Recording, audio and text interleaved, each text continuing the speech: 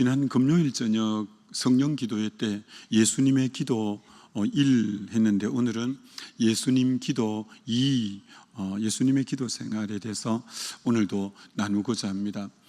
지난 금요일 예수님의 기도에 대해서 반만 나누고 반은 나누지 못했는데 잠시 예수님 기도 1에 대해서 잠시 나누고 하려고 합니다. 여러분, 예수님의 기도의 첫 번째가 어디 나오냐 하면은 그 누가복음 3장에 세례 요한에게 세례를 받으시고 요단강에서 올라오셔서 기도하시니, 이게 예수님의 첫 기도라고 할 수 있죠. 예수님이 요단강에서 세례 받으시고 올라오셔서 기도를 하셨는데 세 가지 일이 일어났습니다. 예수님 기도하실 때 세 가지 일이 일어났는데 오늘 저녁에 저녁이 아니지 오늘 아침에 오늘 오전에 여러분에게도 기도할 때 이 세 가지가 일어날 거예요. 예수님이 기도하시니까 첫 번째는 하늘 문이 열렸다고 했어요. 두 번째는 성령이 비둘기같이 어깨 위에 임했다고 했어요. 세 번째는 하늘의 음성이 나서 이는 내 사랑하는 아들이요 내 기뻐하는 자라, 하늘의 음성이 들렸다고 했어요. 여러분, 기도는 세 가지를 우리에게 가져다 주는 거예요. 저와 여러분이 기도하면 첫째는 하늘 문이 열리고, 두 번째는 성령이 임하고, 세 번째는 하늘에 하나님의 음성이 들리고, 이 세 가지가 기도할 때 하나님께서 우리에게 주시는 그 복이다, 이렇게 말할 수 있죠. 기도할 때 성령이 임하신다, 이렇게 성경에는 여러 번 말씀하고 있습니다. 여러분, 사도행전에는 사도행전의 다른 말이 성령행전이에요. 성령행전. 사도행전의 별명이 성령행전인데, 자, 이거 지난번에도 했으니까 여러분에게 질문할 테니까 답을 알아맞히면 큰 상을 주님이 주실 줄 믿고 여러분이 한번 알아맞혀 보셔요. 사도행전에 성령을 받는 5가지 방법이 나오는데, 자, 제일 보편적이고 흔한 방법이 사도행전에서 어떻게 할 때 성령이 임할까요? 첫 번째가 뭘까요?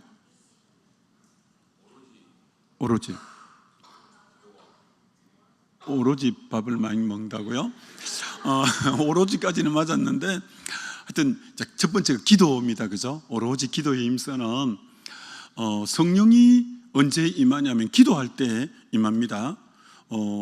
사도행전 1장에 열흘 동안 기도에 힘썼더니 2장에 성령이 임하잖아요. 4장에 일심으로 소리 높여 가로대하고 기도했더니 모인 곳이 진동하고 그들이 다 성령 충만하잖아요. 그러니까 기도할 때 성령이 임하는 거예요. 자, 그러면 성령이 임하는 첫 번째 방법은 기도할 때 성령이 임한다. 두 번째 방법은 뭘까요? 말씀을 해보세요. 사도행전 2장이라고 2장에 나오는데 어떻게 하면 성령이 임할까요? 두 번째는 사도행전 2장에 베드로 설교를 듣고 마음에 찔려서 우리가 어찌할꼬 하니까 너희가 회개하고 예수 이름으로 세례를 받아라, 그리하면 성령을 선물로 주시리라. 두 번째는 회개할 때 성령이 임해요. 회개할 때 우리의 죄가 철저히 주님 앞에 우리 마음을, 죄를 비우고 깨끗게 할 때 이 거룩한 영, 홀리 스피리트, 거룩한 영이기 때문에 마음이 깨끗해졌을 때 성령이 임하게 되죠. 그래서 성령을 받는 첫 번째 방법은 기도, 두 번째 방법은 철저하게 성령 받기 전에 회개하는 거예요. 그래서 우리가 성령 수양회 갈 때 2타임을 하는데 저녁에 올라가서 첫 번째가 회개에 대한 메시지를 전하고 회개하게 하는 거예요. 성령을 받기 위한 마음 그릇을 비우는 거죠. 그 다음 이제 성령이 임하는 것처럼 성령이 계속 임하려면 회개하는 심령일 때 성령이 임한다는 거예요. 자, 그럼 세 번째는 성령이 사도행전에 언제 임할까요? 세 번째는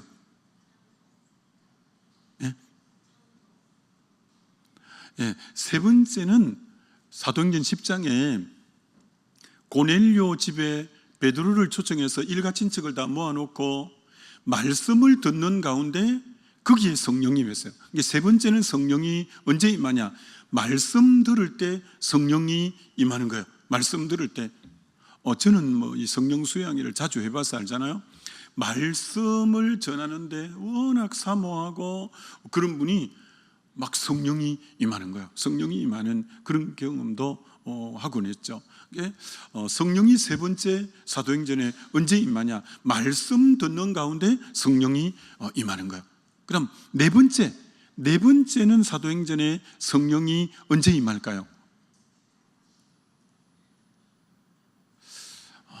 언제 임하냐면 안수기도 받을 때, 사도행전 8장에 베드로 요한이 사마리아 성에 내려가서 안수하니 그들이 성령이 임하더라.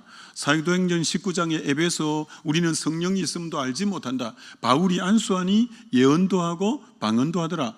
안수할 때 성령이 임하게 되는 경우가 많습니다. 그래서 안수기도는 근데 아무한테나 받으면 안 돼요. 안수기도는 저 사람의 영이 전이 되기 때문에 안수를 디모데에게 사도 바울이 함부로 받지 말라 했어요. 여러분이 믿을 수 없는 사람에게는 안수기도를 함부로 머리 갖다 내밀면 안 돼요. 잘못된 영이 들어올 수도 있어요. 그러니까 안수는 여러분이 보고 정말 기도의 사람, 믿음의 사람일 때 안수기도 받는 게 중요하죠. 안수할 때 성령이 임해요. 그럼 마지막 다섯 번째는 사도행전에 성령이 언제 임할까요? 사도행전 5장에 순종하는 이에게 주시는 성령이라고, 다섯 번째 성령은 언제냐? 말씀을 순종을 할 때 성령이 임하는 거예요. 말씀을 순종할 때 성령이 임하신다. 그래서 이 다섯 가지 굉장히 중요한 거예요. 자, 다시 복습해 봅니다. 첫 번째, 성령은 언제 임한다고요? 기도할 때. 두 번째, 언제 임한다고요? 회개할 때. 세 번째, 언제 임한다고요? 말씀 들을 때. 네 번째, 언제 임한다고요? 안수기도 받을 때. 다섯 번째, 언제 임한다고요? 순종할 때. 여러분 이 다섯 가지를 꼭꼭 마음에 새기면 좋겠어요. 자, 오늘은 그 다음 기도할 때 하늘이 열리고, 두 번째 이제 성령이 임하고, 세 번째가 뭐냐면 하나님의 음성을 듣는 거예요.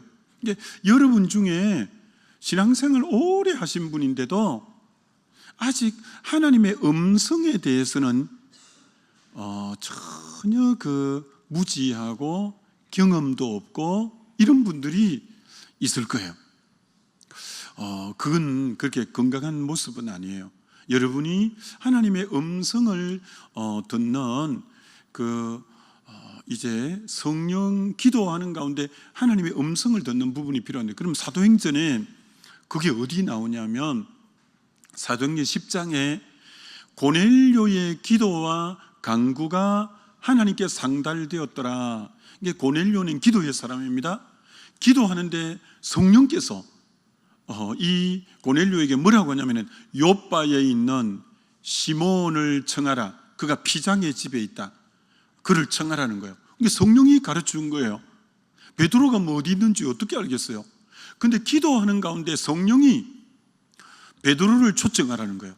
베드로가 저 요빠라는 곳에, 요빠 도시에 누구 집에 있다냐면 피장, 가죽장이 집에, 머두장이 집에 있다고 아예 어느 집이라는 것까지 알려주는 거예요, 성령이. 그래서 사환을 보내서 베드로를 초청하려고 하니까 그때 베드로도 지붕 위에서 기도하는 중이었어요.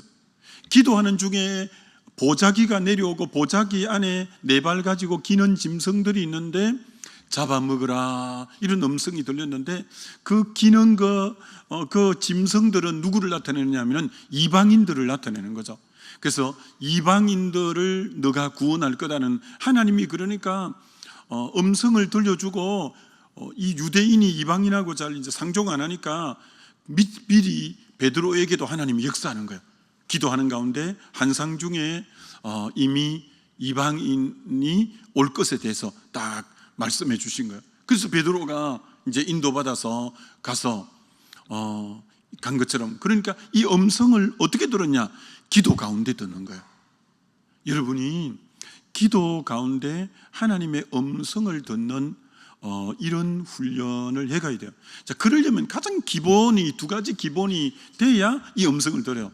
첫째는 뭐냐면은 기도 생활을 꾸준히 하는 사람이어야 되고, 기도 생활을 꾸준히 해야 되고, 두 번째는 누구냐면 말씀을 깊이 묵상해야, 성령은 말씀을 생각나게 하는 영이에요.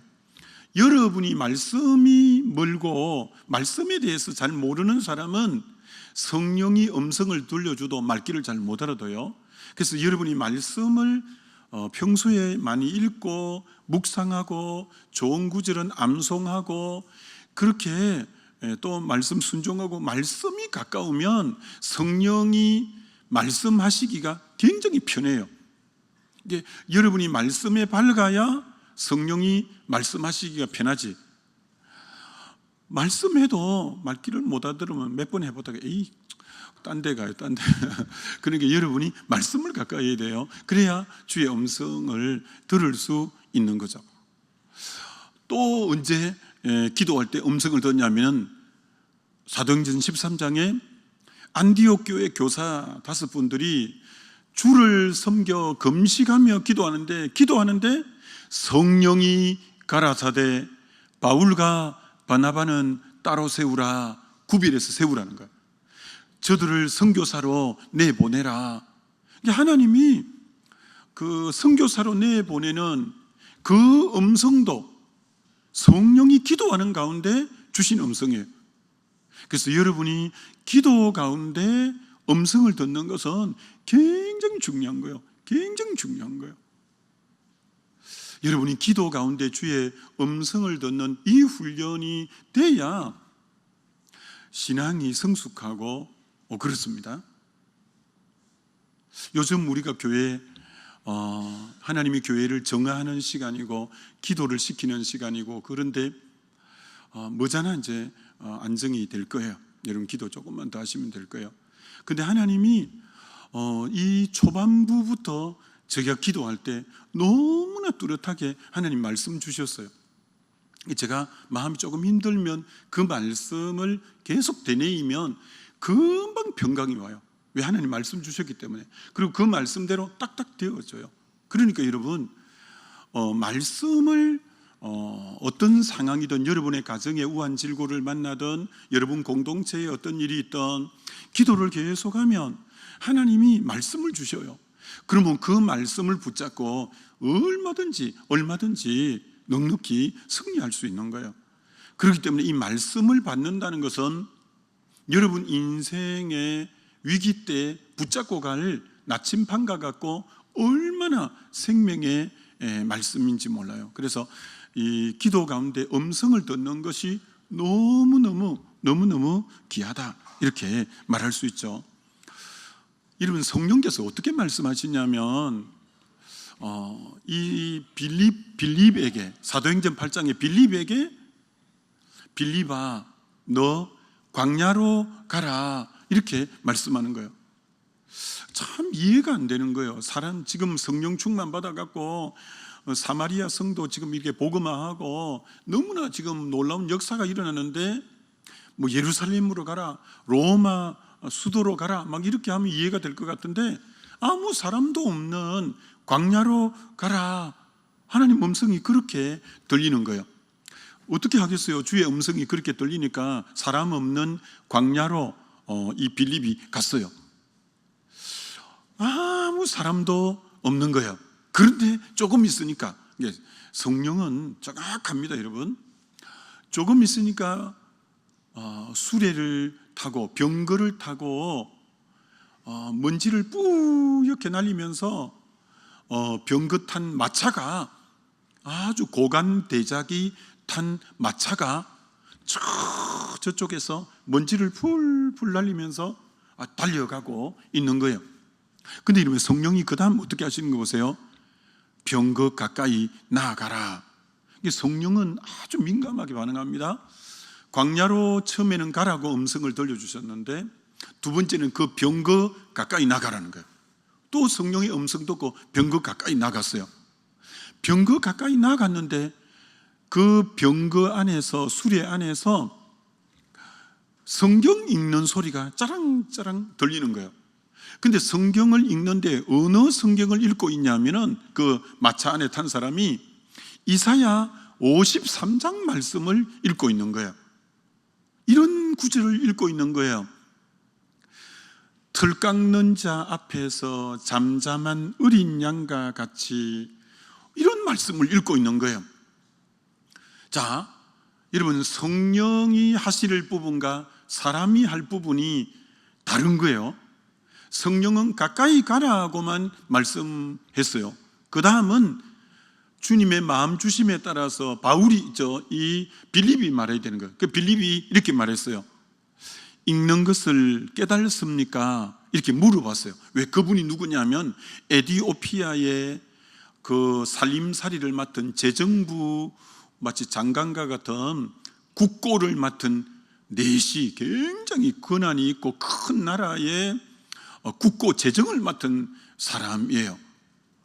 그러니까 그분에게 어떻게 읽는 것을 깨달습니까? 이렇게 물어봤어요. 그랬더니 그거는 성령이 일일이 말씀하는 게 아니고 가까이 가라까지는 성령이 말씀했지만 가까이 갔을 때는 그때 주님 마음으로 내가 말해야 되는 거예요. 그러니까 가르쳐주는 사람이 없는데 어떻게 깨닫겠습니까? 이렇게 대답하는 거예요. 그래서 거기 틀 깎는 자 앞에 잠잠한 어린 양은 다름이 아니라 예수 그리스도를 나타냅니다 하면서 복음을 쫙 전한 거예요. 그리고 거기 마차가 조금 지나가니까 거기 시냇물이 철철철 흐르고 있는 거예요. 그래서 저기 물이 있는데 세례를 달라고 하는 거예요. 그래서 그 물에 푹 잠기게 세례를 주고, 이분이 너무 지난 성경에는 헌년이 같더라. 헌년이는 요번 성경에는 너무 기뻐 뛰면서 갔다는 거예요. 그래서 여러분, 지금도 아프리카 에티오피아의 복음화율이 높은 이유가 그때 빌립이 에티오피아 그 재정을 맡은 분에게 복음을 전하고 그 복음을 받고 간 사람, 그러니까 참 하나님의 섭리가 놀랍죠. 우리는 무조건 도시에 가면 많은 사람을 구원할 줄 알지만 사람도 없는 광야로 가라 해서 광야로 갔는데 거기에 에티오피아에 아주 고관 대작을 만나고 그 사람 한 사람 변화시키니까 그 사람이 에티오피아의 많은 사람을 변화시키는 거예요. 하나님의 일하심은 우리가 감히 청량을 잘 못하죠. 자, 거기서 보면 얼마나 성령과 이 빌립이 동력을 하는지. 광야로 가라, 그리고 순종해서 가고, 그 다음 가까이 가라, 가까이 가고, 그 다음 빌립이 또 할 일이 있는 거예요. 읽는 것을 깨닫습니까? 가르치는 사람이 없으면 못 깨닫습니다.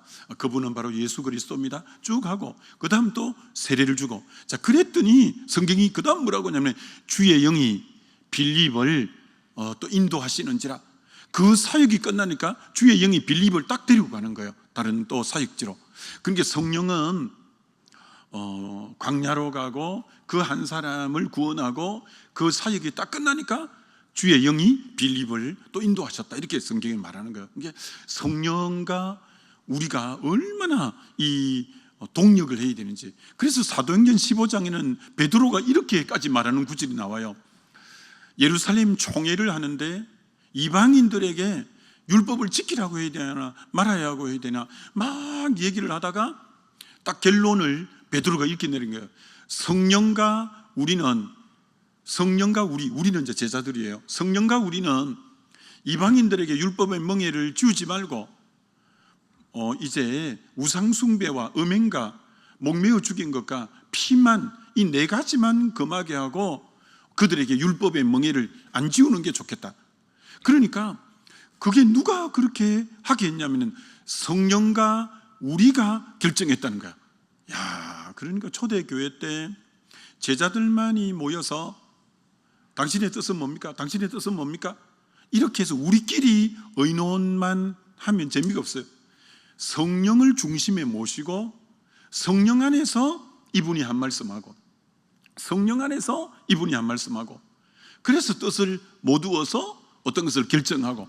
여러분이 여전도회를 할 때도, 권사회를 할 때도, 여러분 구역에 무엇을 할 때도 성령과 우리는 이렇게 말할 수 있을 정도로 성령과 항상 성령을 여러분보다 앞서서 먼저 내세우고, 성령과 우리는 이렇게 말할 수 있을 정도로 여러분이 하신다면, 성령은 인격이시기 때문에 그분을 인정해드리고 그분을 그 자리의 주인으로 모셔드리고 그분을 계속 앞세우면 그분은 말씀하시는 분이에요.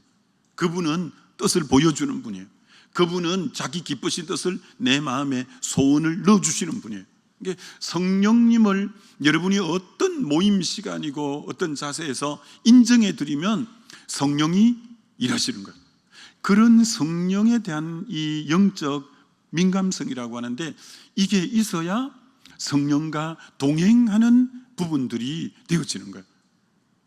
참 지나온 날들의 목회 가운데 제가 여러분 이력서를 내면 정말 변변찮은 이력서예요.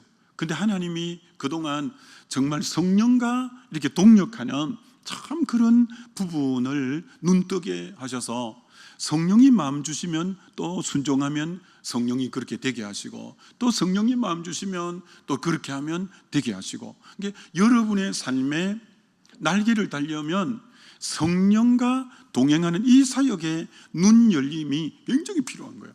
그러면 정말 글자 그대로 되려고 애쓰는 인생이 아니라 되어지는 인생이 되어져요. 자, 이 일일 중보기도 부흥에 오신 여러분을 축복합니다. 여러분은 되려고 바득바득 애쓰는 인생이 아니라 되어지는, 성령과 함께 여러분이 되어지는 인생 되어지시기를 주의 이름으로 축원합니다. 그 얼마나 복된 삶인가라는 거예요. 이런 사도 바울이 고린도에서 복음을 전하는데 고린도에서 오래 있었어요. 근데 너무 핍박이 많고 이러니까 마음이 막 무겁고 불안한 거예요. 사도 바울도 우리와 똑같은 성정이라서 그도 힘든 것이 너무 많았어요. 그런데 참 성령은 민감하셔요. 마음이 좀 가라앉고, 마음이 좀 우울하고, 마음이 좀 맥이 빠지고 막 이런데 딱 성령이, 여러분 고린도 사도행전 18장 9절로 10절 이육주 실장님 보여드릴게요. 자, 스크린 보셔요. 저렇게 딱 바울이 힘이 좀 많이 빠져 있었거든요. 근데 딱 말씀을 주시는 거예요. 밤에 주께서 환상 가운데 바울에게 말씀하시되 두려워하지 말며 침묵하지 말고 말하라. 그 다음 이렇게 말씀하는 거예요. 내가 너와 함께 있음에 어떤 사람도 너를 대적하여 해롭게 할 자가 없을 것이니 이는 이 성중에 내 백성이 많음이라 하시더라. 그러니까 두려워하고 있는 바울에게 두려워하지 마. 내가 너와 함께 할 거야. 어떤 사람도 너를 대적하여 해롭게 할 자가 없을 것이야. 왜냐하면 이 성중에 내 백성이 많아서 너가 할 일이 아직도 많아. 그러니까 참 그 상황에 가장 맞는 말씀을 딱 주시는 거예요. 그러니까 오늘 여러분이 나름대로 이런저런 기도 제목이 있을 거예요. 여러분이 정말 기도할 때 성령은 생각나게 하는 영이라고 요한복음 14, 15, 16장에 성령은 진리를 깨우쳐주는 영이라서 성령이 가장 정확하게 말씀하실 때가 언제냐면 말씀을 또렷하게 생각나게 하는 부분이 있어요. 그러면 어떻게 이 상황에서 내 형편에 이렇게 맞는 말씀을 주시지? 여러분이 감탄을 합니다. 감탄을. 성령이 그 상황에 맞는 말씀을 주실 때는 이런 말씀이 있었네, 이런 말씀이 있었네, 이렇게 놀랄 정도로 지금 바울이 고린도에서 마음이 되게 두렵고 불안하고 여기 더 머물러야 되나 말아야 되나 막 이런데 딱 밤중에 주의 영이 말씀하는 거예요. 두려워하지 마라. 내가 너와 함께 한다. 어떤 대적도 너를 해치지 못할 거야. 이 성중에 내 백성이 많다. 딱 하니까 그만 마음의 평정이 오고 또 새 힘을 얻어서 그 고린도의 무수한 영혼들을 구원하는 여러분이 오늘 정말 그래서 새벽 기도를 나오셔야 돼요. 새벽 기도. 난 제일 좋아하는 분이 새벽 기도 나오는 거죠. 두 번째는 하여튼 또 새벽 기도 나오는 사람이고, 세 번째도 또 새벽 기도 나오는 분이고, 그래도 못 나오면 영상으로 집에서 보는 분이고, 하여튼 새벽 기도를 나오셔야 돼요. 새벽 기도를. 한국 교회가 세계적인 교회가 되고 이 영성이 지켜져서 세계 선교사를 두 번째나 파송하게 되는 그 영성의 뿌리가 세계에서 어느 나라도 잘 안 하는 새벽 기도가 한국 교회의 영성을 이렇게 떠받친 거거든요. 그 영성이 맥을 이어가게 했던 게 새벽 기도거든요. 그래서 요새 젊은이들 많은 여러분 자녀들 손자들 보셔요. 막 1시에 자고 2시에 자고 그래. 이게 이제 세상은 밤문화거든요. 밤문화. 그러나 하나님 사람은 카톡을 꺼야 돼요. 하나님 사람은 어떻게 해야 되냐면 일찍 주무셔야 돼요. 새벽을 깨우기 위해서 여러분이 11시 넘어까지 있으면 안 돼요. 어떤 일이 있어도 11시 전에 일찍 주무시는 분은 10시 전에도 주무시면 좋죠. 그래서 저는 어떤 일이 있어도 11시 전에 자려고 몸부림쳐요. 그래야 3시에, 난 항상 3시에 일어나니까. 새벽을 사는 게 얼마나 귀해요. 새벽을 사는 게. 그러니 여러분 이럴 때가 있으면 새벽 3시부터 아침 조회를 9시 반에 하니까 그러면 6시간 반이 지났는데, 여러분 어떤 분은 이제 그때부터 일과를 시작할 건데, 저는 6시간 반을 가장 깨어서 기도하고 하니까 인생을 어떤 분보다 2배나 더 살 수 있는 거예요. 2배나 더. 그렇잖아요. 어떤 분은 이제 9시 반부터 이제 막 그때부터 시작하지만 3시부터 시작해갖고 먼저 인생 한 텀 벌써 살고 두 번째 9시 반부터 사는 거예요.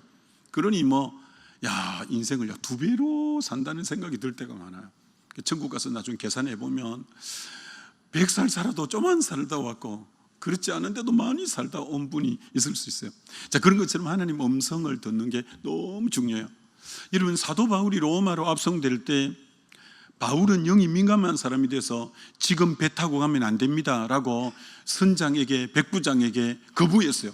지금 가면 안 됩니다. 여러분 영의 사람은 감이 옵니다. 이러면 안 되는데 그게 영적 감이 오잖아요. 지금 가면 안 되는데. 그래서 딱 부러지게 뭐라고는 못해도 바울이 백부장에게, 선장에게 지금 출항하면 안 됩니다 그렇게 말했어요. 근데 백부장이 선장의 말을 듣고 바울의 말을 안 듣고, 바울은 제수니까 선장의 말을 듣고 출항했어요. 여러분 여러분이 좀 고민해 보셔요. 바울이 어떻게 지금 선장이 배에 대해서 잘 아는데, 바다에 대해서 잘 아는데 왜 지금 출발하면 안 된다고 백부장에게 말할 수 있었을까? 그게 영적인 민감성 때문에 그래요. 여러분 그 백성들이 사무엘에게 와서 왕을 요구할 때 사무엘이 싫어하여 이렇게 말합니다. 왠지 모르게 영이 아주 그걸 싫어하는 거예요. 이거 아닌데. 그건 누가 그렇게 마음에 부담을 주고 마음에 눌림을 준 거냐면 성령이 그런 거예요. 성령이. 그래서 왕을 딱 세워달라는데 바울이 딱 싫어한 거예요. 사무엘이 싫어한 거예요. 왜? 자기 안에 있는 영이 그걸 싫어하는 거예요. 여러분이 영이 깨어 있으면요, 영이 어떤 것을 하려고 할 때 굉장히 거부 반응을 많이 주면서 못하게 할 때 그 영에 민감해야 돼요. 제가 아는 예화로 몇 번 썼는데, 초등학교 교사, 그때는 국민학교 교사라고 했는데, 이 도시에 계시다가 초등학교 교사분들은 저 외지로 한 번씩, 공무원도 그렇고 이제 발령을 받아서 몇 년 있다가 또 이제 안에 도시로 들어오고 이래요. 이분도 이제 자기 때가 되다 보니까 집에 가족들은 다 지금 도시 안에 있는데 외지로 나가니까 출퇴근을 할 거리가 안 되니까 거기 이제 집을 얻어 놓아야 되는 게, 가족하고 주중에는 생이별을 해야 되잖아요.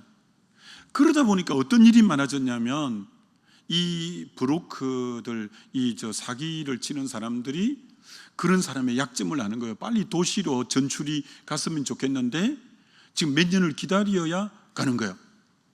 이 사람들은 가족하고 떨어졌으니까 너무 마음이 힘든 거예요.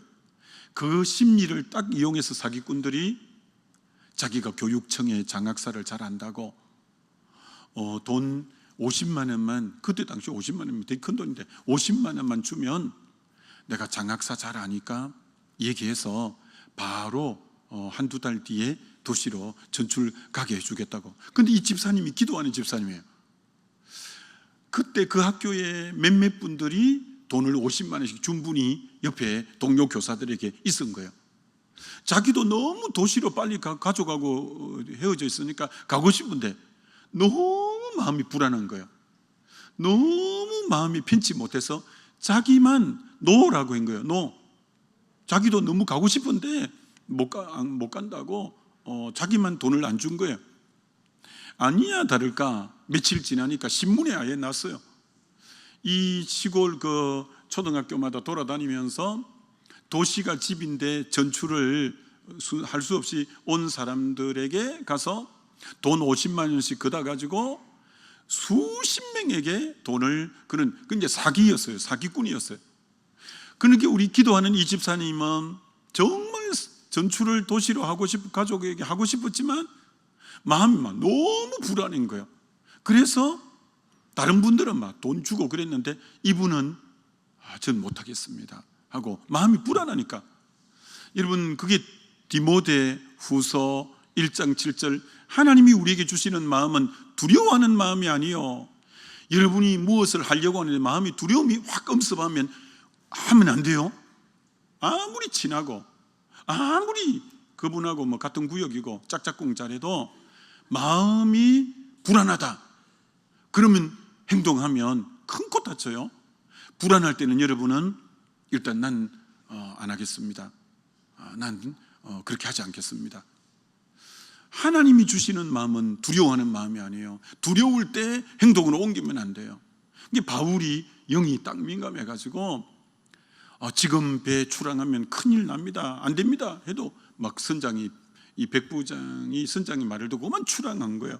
아니야 다를까 조금 갔더니 유라굴라라는 강풍이 휘몰아치는데 완전히 배가 다 깨어지고 열나흘 동안 해와 달과 별을 못 보고 배가 완전히 표로하고 배에 있는 짐들 모든 그 배 기구들 배에 가라앉을까 싶어서 다 그리 되고 열나흘 동안 먹지도 못하고 여러분 열나흘 동안 해와 달과 별을 못 봤다니까 칠흑 같은 날을, 여러분 열나흘이면 거의 보름인데 여러분 보름 동안 육지에 여러분의 집에 있어도 해와 달과 별을 보름 동안 못 보면 얼마나 두렵겠어요.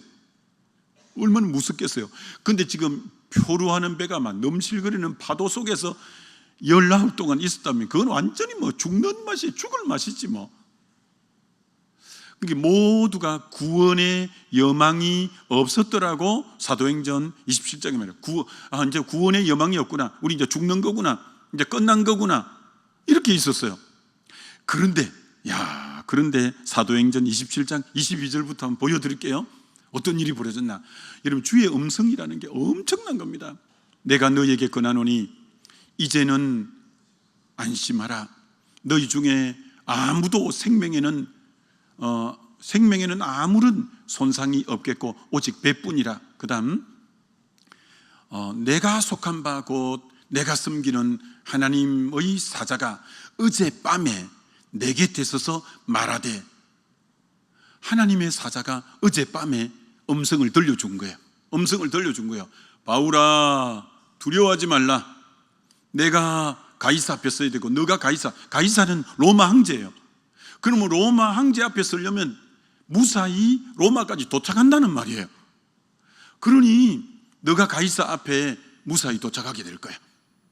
또 하나님께서 너와 함께 항해하는 자들, 너와 함께 항해하는 자들이 몇 명이냐면 276명이에요. 제수들이 276명, 얼마나 많아요.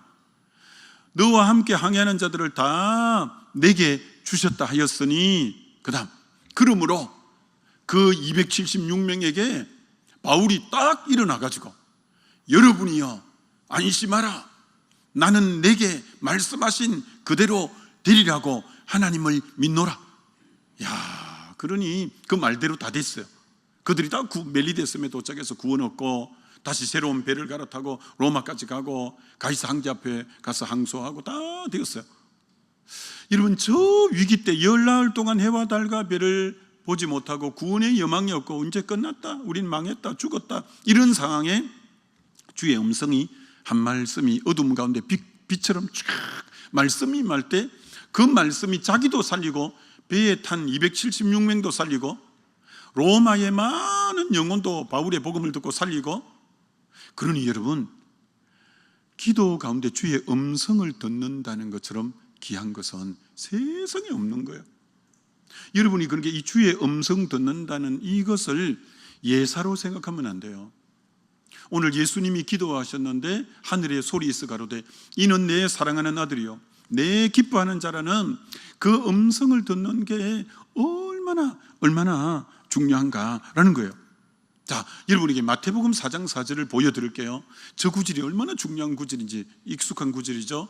예수께서 대답하여 이르시되 기록되었으되 사람이 떡으로만 살 것이 아니요 하나님의 입으로부터 나오는 모든 말씀으로 살 것이라 하였느니라. 즉을 헬라어로 보면 하나님의 입으로부터 나오는 모든 말씀으로 살 것이라가 현재 시제로 기록되어 있어요. 그러니까 하나님의 입으로부터 나오는 말씀이 현재 시제는, 헬라어는 현재 시제를 언제 쓰냐면 계속과 반복일 때 현재 시제를 쓰거든요. 그러니까 예수님에게도, 즉 이제 신명기 말씀을 인용한 건데, 그때도 성령께서 예수님에게 딱 저 말씀을 주셨지만 저게 현재 시제니까 우리에게도 필요할 때 하나님의 입으로 나오는 말씀을 주시겠다는 거예요.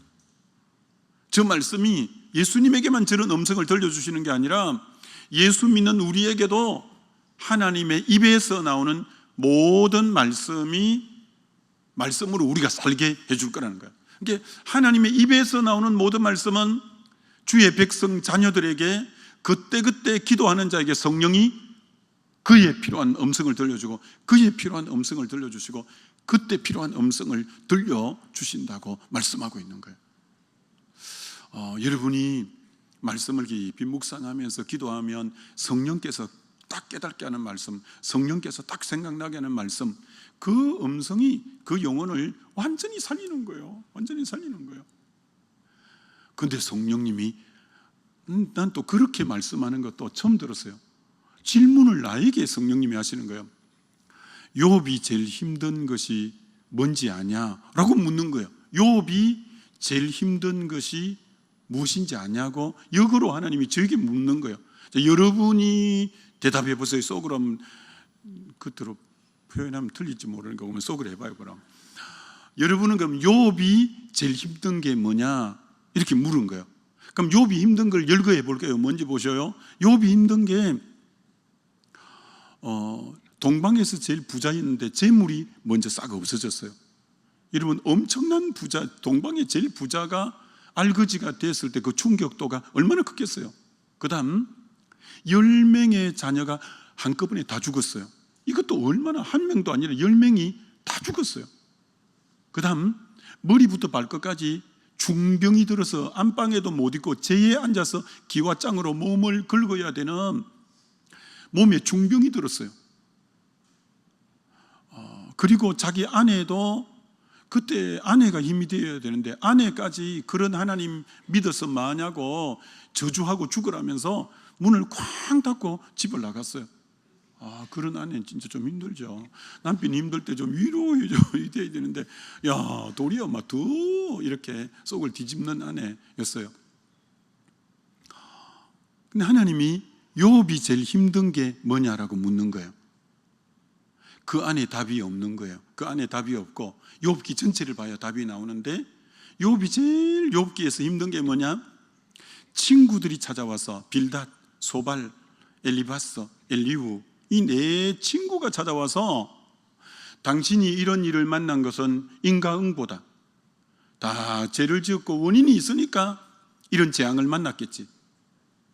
그러니까 안 그래도 지금 힘들어 죽을 판인데 재물도 없어지고 자녀도 없어지고 건강도 없어져서 마음이 너무 힘든데 와서 위로한답시고 하는 말이 죄의 대가라고 하는 거예요. 당신이 이렇게 지금 우환질고를 만난 것은 당신이 죄를 지어 그렇지.